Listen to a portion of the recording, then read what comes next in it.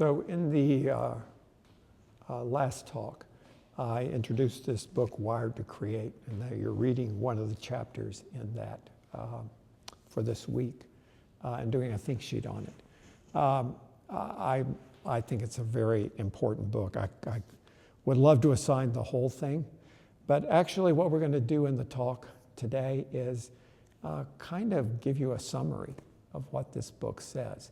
And it talks about 10 different things that highly creative people do differently. And so we're going to kind of deal with that in the talk today.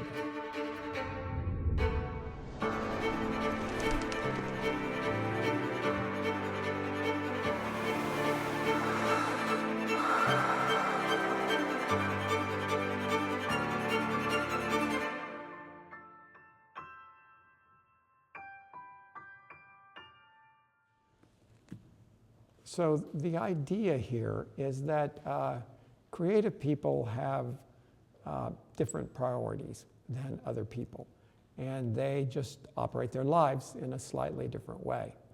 And there are 10 things that the authors of Wired to Create say that these creative people have wired their brain to be good at this. And so we're going to just go through those 10 things, and I'm going to ask you actually to think about each one and think, is this something I'm interested in getting better at or not? So these are tools. Obviously, not every creative person is good at all of these 10 things or has all of these 10 traits, but many, many creative people do. And often there are suggestions in the book also, if you don't have those traits, what could you do to acquire them? So let's dive in. 10 things highly creative people do differently. And these are the 10. The first is imaginative play.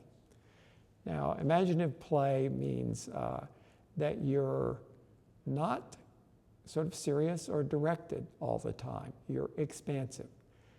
In this book, they talk about this guy, Shigeru Miyamoto. He basically is the guy who invented video games. And he's a Japanese guy, and in the late 50s and early 1960s, he created this very imaginative world of a video game. And he had, as a kid, always played with wood and string and toys, and he had a very vivid imagination as a kid. But he made a scenario for a kind of activity that really had not existed before. This engaged activity of a person using a device to go through a sequence.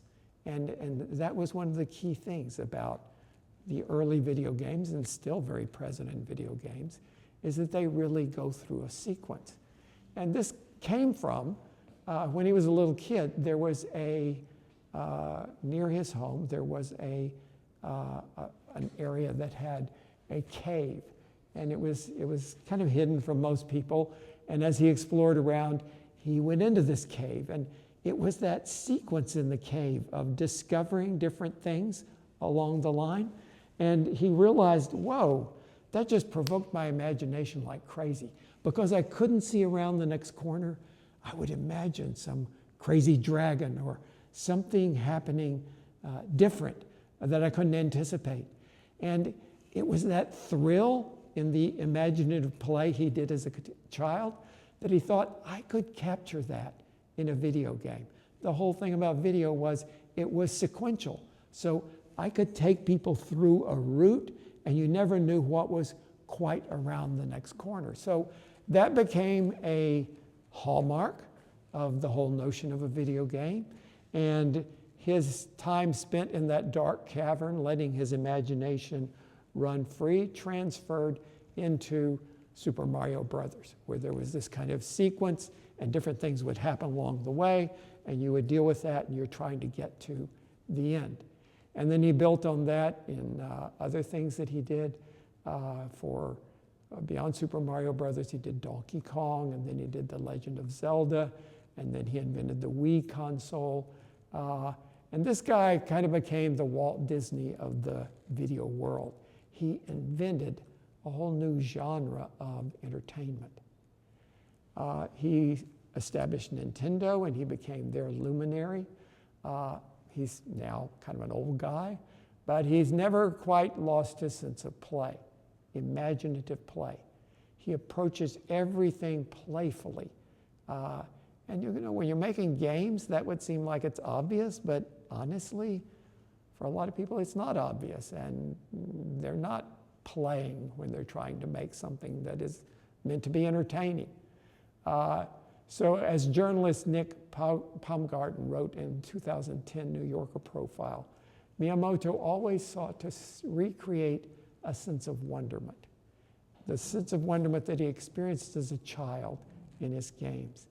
And it's that childlike curiosity and exploration that is so palpable in what he invented there.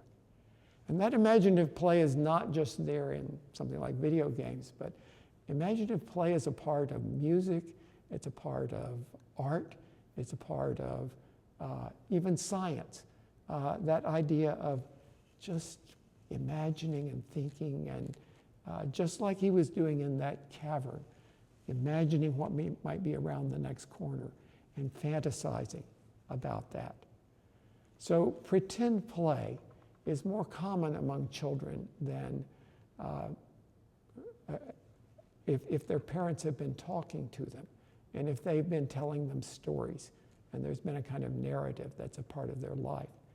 And that helps them to kind of want to explain nature and social issues. So pretend play is more common, actually, among children whose parents talk to them often and read to them or tell them bedtime stories and explain things about nature or about social issues to them. And it provokes people to imagine and to think in a deeper way.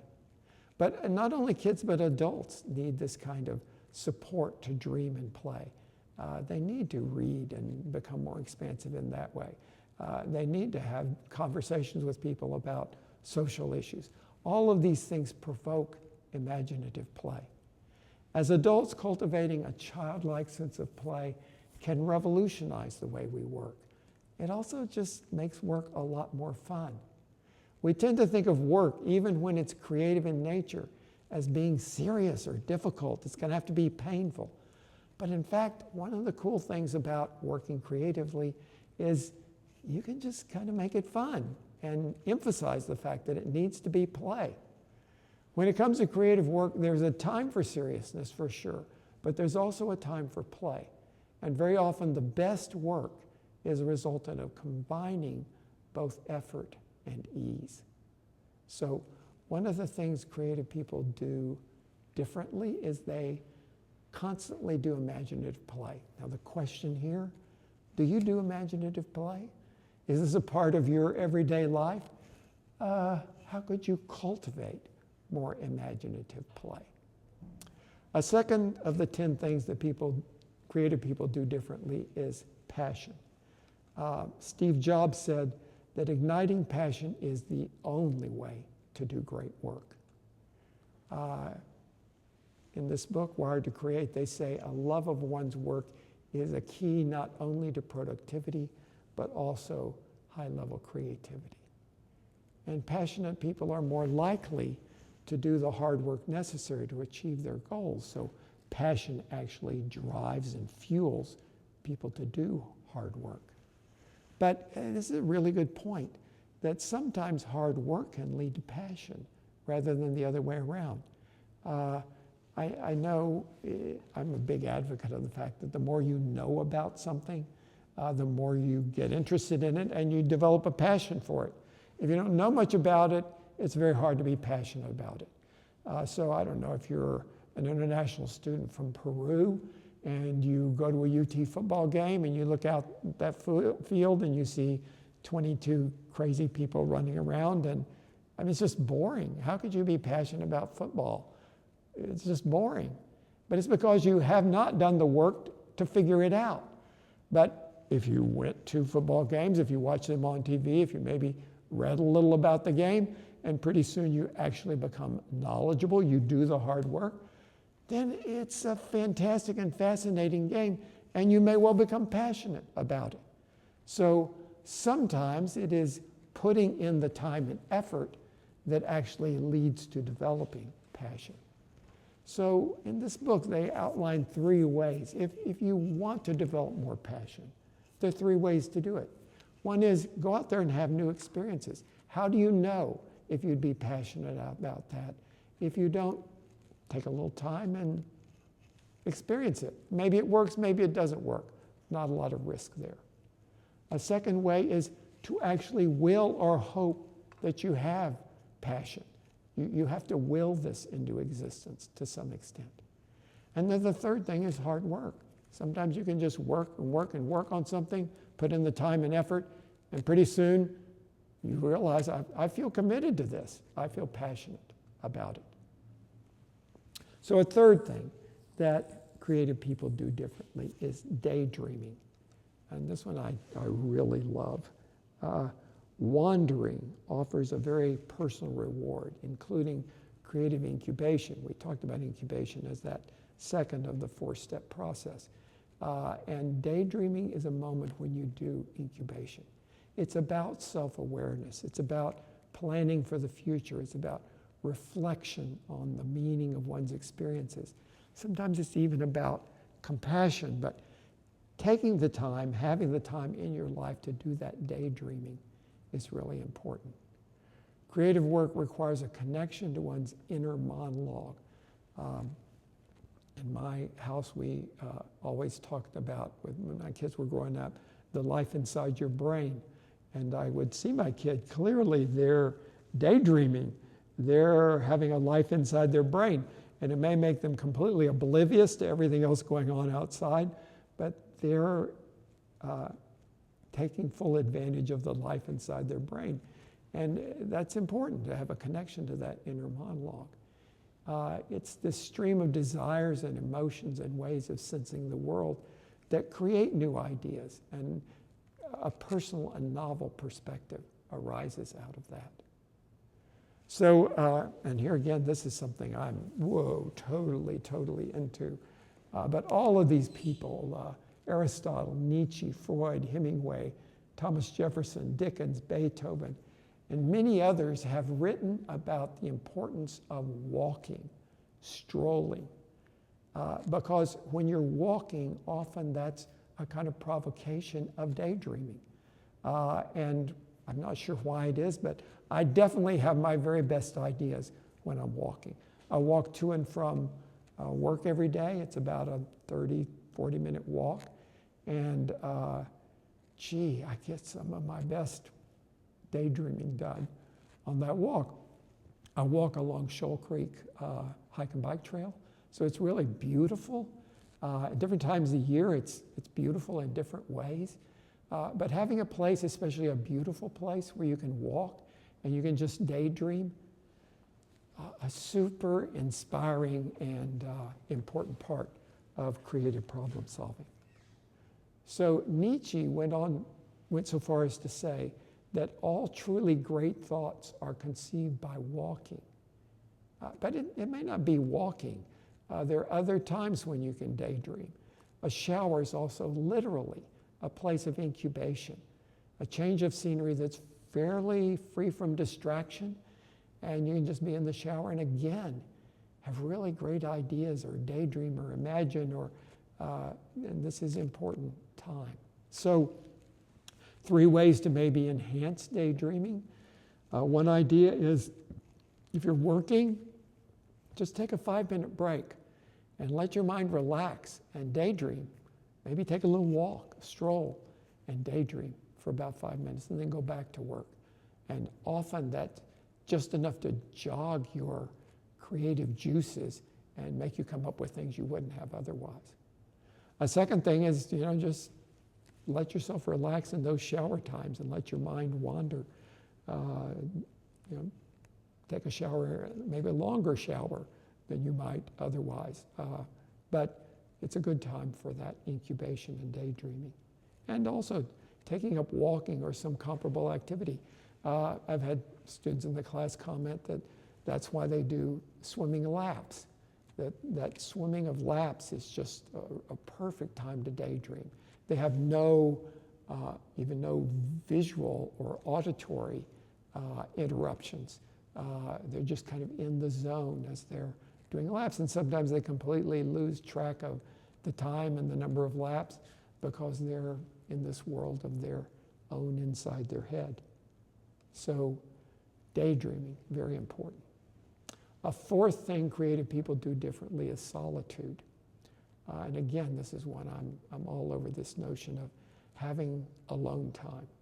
Solitude's an essential element of self-discovery and of emotional maturity. And unfortunately, we're in a era where solitude is sometimes hard to find.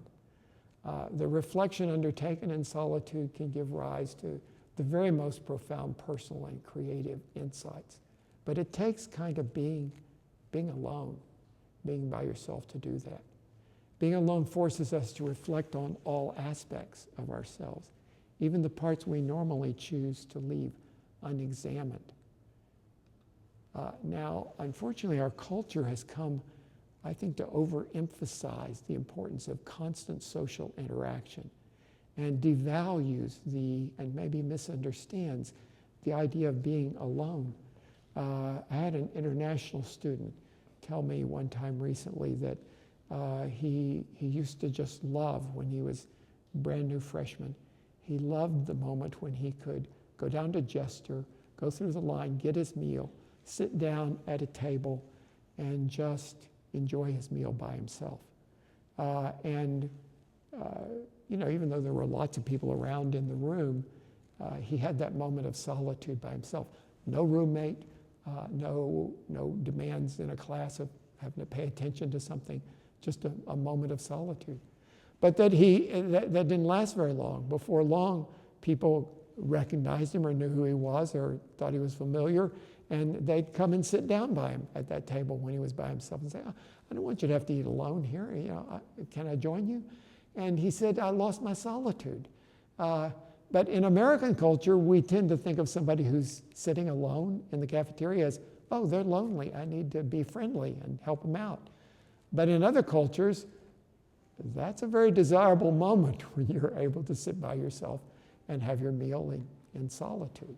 So again, this is something that maybe our culture doesn't encourage. We have to make a special effort to have those moments of solitude. The act of creating requires us to find time to ourselves and to slow down enough to hear our ideas, both the good ones and the bad ones. But if we're just going all the time and interacting with other people all the time, sometimes we can't pay attention to what our mind is really thinking. Solitary inward-focused reflection employs a different brain network than our outwardly focused attention. So it actually taps a part of the brain that we can't tap unless we are in solitude. The capacity for solitude is a muscle that anyone can strengthen and tap into as a way to facilitate the creative process. So this is so important that we think of this as a tool that we can possibly use. And again, I'm asking you on each of these 10 things. Is solitude something I do? Is it something I know how to do effectively? Am I tapping into that part of my brain that is really kind of uniquely me? If I don't have a moment when I can be by myself and be alone and just be introspective. Okay, a fifth thing highly creative people do differently is intuition. Gut feelings are kind of inner knowledge, unconscious, that propels us into action or brings about sudden shifts in our perspective. These are guiding forces in our lives. Steve Jobs went so far as to call intuition more powerful than intellect. And he was a huge believer in intuition. A lot of times it was just his gut feeling that sent Apple in a certain direction. And when he had the power, they listened to him and his gut feeling prevailed, and a lot of good business decisions got made.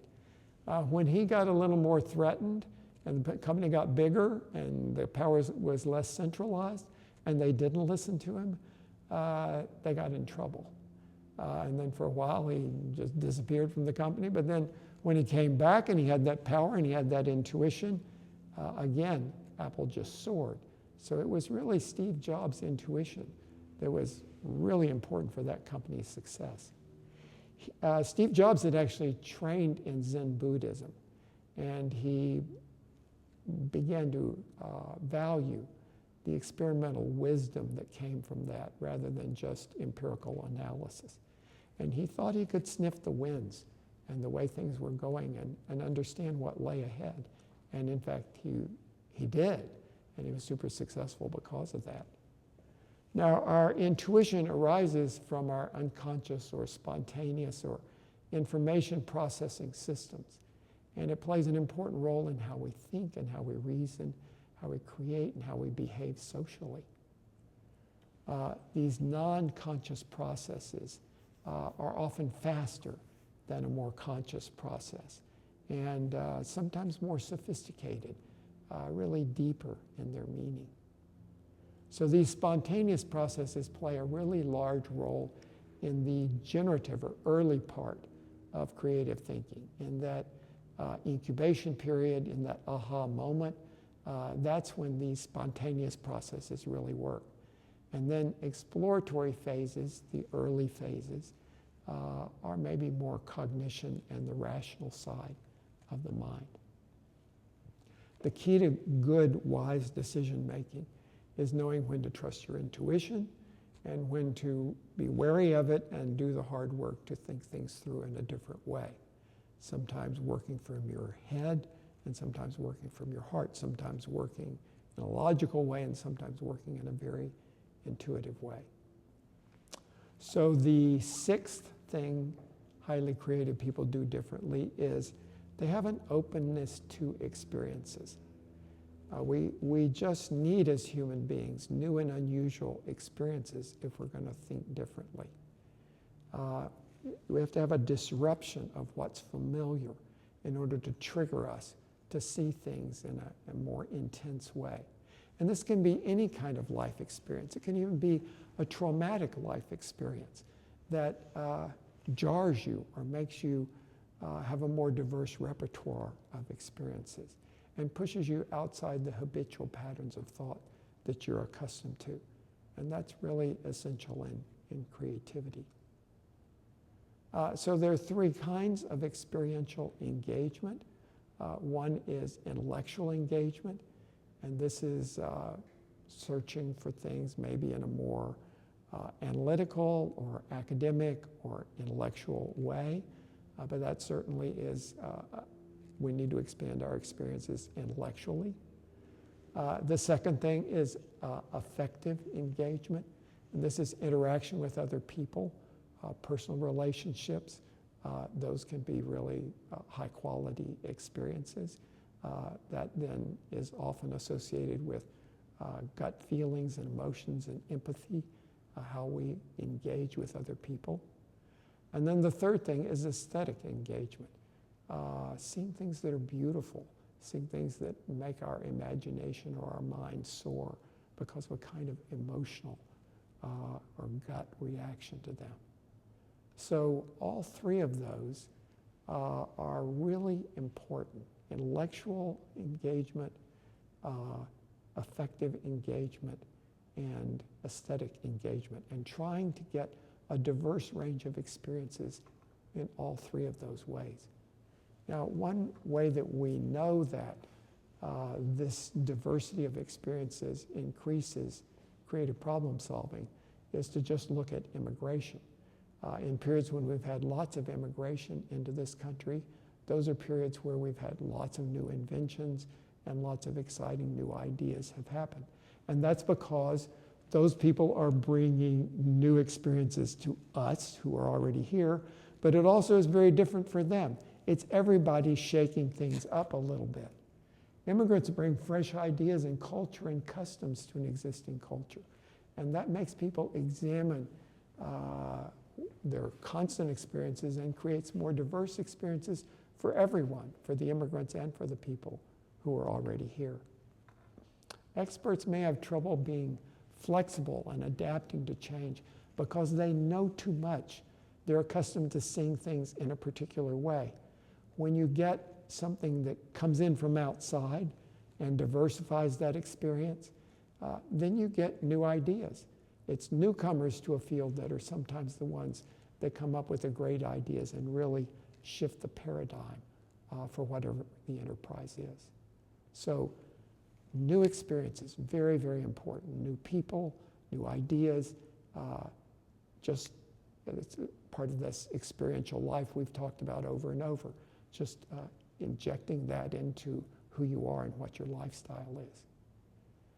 Highly creative people tend to engage in a large group of loosely related activities, forming a broad network for enterprises. So really creative people don't just do one or two things. They tend to be characterized by people who are doing lots of different things and diverse things, and all those are contributing.